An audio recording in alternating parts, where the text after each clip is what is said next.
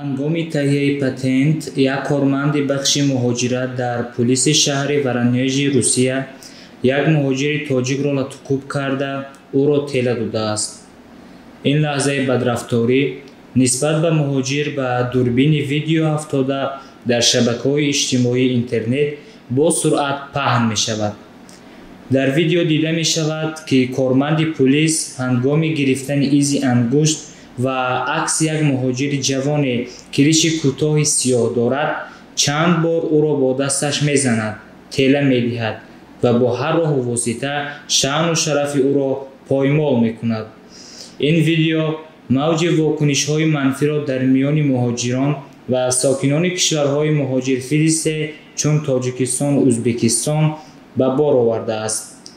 Баҳром Исмоилов, як ҳомии ҳуқуқи муҳоҷирон, дар вокуниш ба ин видео навиштааст: корманд бояд аз кор барканор гардида, роҳбаронаш бояд шахсан аз муҳоҷири корӣ узр бипурсанд.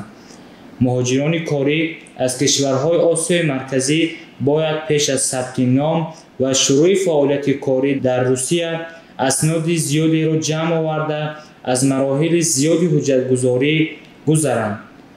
онҳо дар баробари супурдани имтиҳони забони русӣ ва ташхиси тиббӣ бояд ҳамчунин дар пулис изи ангушт низ бисупоранд.